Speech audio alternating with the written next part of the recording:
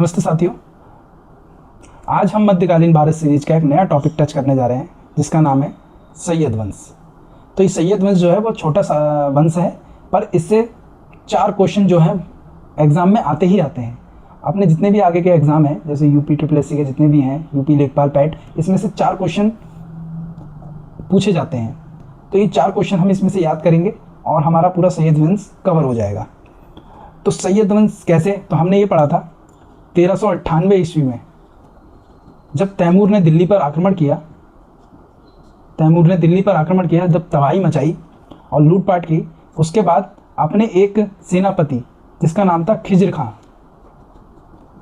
खां को मुल्तान और लाहौर का सूबेदार बना के चले गया था।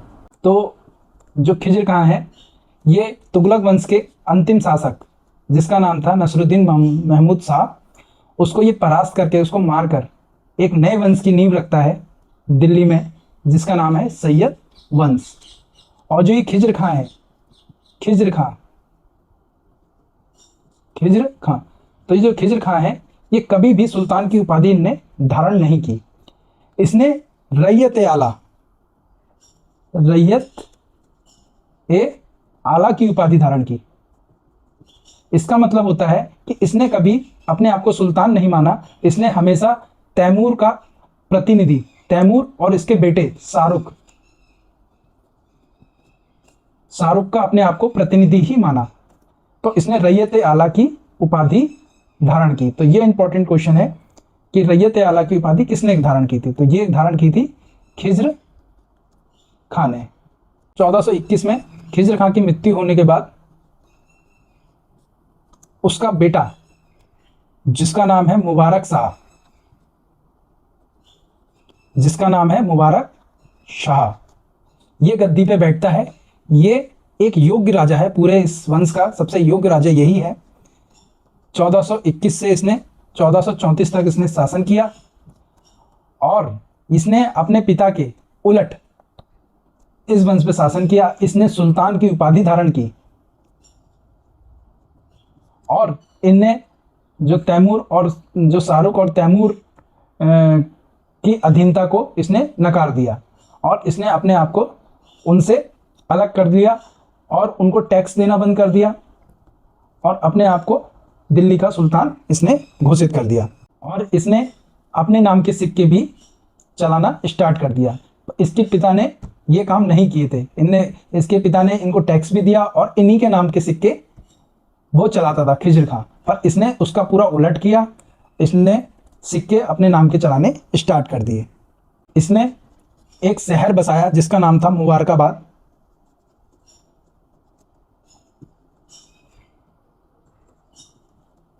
नगर, ये यमुना के तट पे एक नगर इसने बसाया था। ये इंपॉर्टेंट क्वेश्चन है। और दूसरा इंपॉर्टेंट क्वेश्चन जो इससे पूछा जा सकता है कि इसके दरबार में एक विद्वान जिसका नाम था याहिया बिन अहमद सरहिंदी। तो हम सरहिंदी याद रखेंगे, सरहिंदी। तो इसका नाम आपको याद रखना है क्योंकि इससे क्वेश्चन आने वाला है। इसने एक पुस्तक लिखी जिसका नाम था तारीख ए मुबारक शाही। क्या नाम था? तारीख ए मुबारक शाही।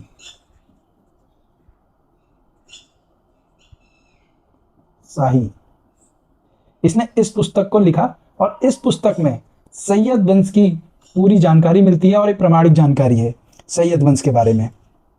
1434 ईस्वी में इसके एक वजीर ने षड्यंत्र रच के इसकी हत्या कर दी और उसके बाद नया जो शासक आता है वो आता है मोहम्मद शाह। ये मुबारक शाह का दत्तक पुत्र है।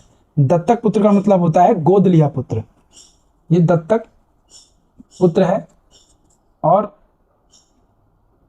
ये एक अयोग्य राजा है। इसके समय में मालवा का एक आक्रमण होता है, मालवा, और इस आक्रमण को निपटाने के लिए सरहिंद के एक सूबेदार बहलोल लोधी, सरहिंद, ये नाम हमको याद रखना है, बहलोल लोधी, ये इसकी मदद के लिए आता है और मालवा को ये दिल्ली से खदेड़ देता है। इसी उपलक्ष्य में इससे प्रसन्न होकर ये इसको खान ए खाना की उपाधि देता है।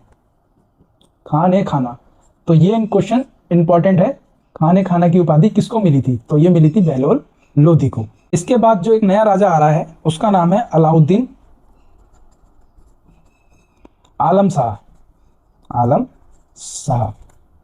तो ये सबसे, इस वंश का सबसे अयोग्य शासक ये निकलता है और ये अंतिम शासक भी है।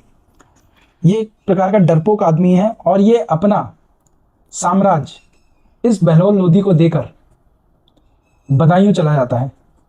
बदायूं, इसको बदायूं बहुत पसंद है, तो ये वहाँ चला जाता है और अपना सारा सल्तनत, सारा राज्यपाट इस बहलोल लोधी को समर्पण करके चला जाता है। अब दिल्ली पर जो नया शासक बनता है वो है बहलोल लोधी, जो एक नए वंश का नींव रखता है, लोधी वंश। तो हमें इस टॉपिक से 4 क्वेश्चन मिले। पहला क्वेश्चन मिला, रैयत-ए आला की उपाधि किसने धारण की थी? तो ये रैयत-ए आला की उपाधि सैयद वंश के संस्थापक खिज्र खां ने धारण की थी। दूसरा क्वेश्चन, मुबारकाबाद शहर नगर किसने बसाया? तो वो मुबारक शाह ने बसाया था। तीसरा क्वेश्चन कि तारीख-ए-मुबारक शाही ये किसकी रचना है? ये सरहिंदी की रचना है। वो किसके दरबार में थे? वो मुबारक शाह के दरबार में थे।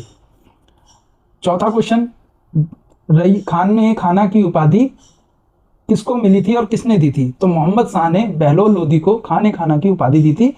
मालवा के युद्ध में उसकी मदद करी थी और मालवा को खदेड़ दिया था, जिससे प्रसन्न होकर मोहम्मद शाह ने बहलोल लोधी को खान-ए-खाना की उपाधि दी थी। और इसके बाद जो नया वंश बना वो लोधी वंश था, जिसका संस्थापक बहलोल लोधी हुए। तो ये था हमारा सैयद वंश। अब हम अगले टॉपिक में लोधी वंश को पढ़ेंगे। इस लोधी वंश से भी काफ़ी क्वेश्चन हमको एग्जाम में मिलेंगे। तो चलिए ख़त्म करते हैं। धन्यवाद।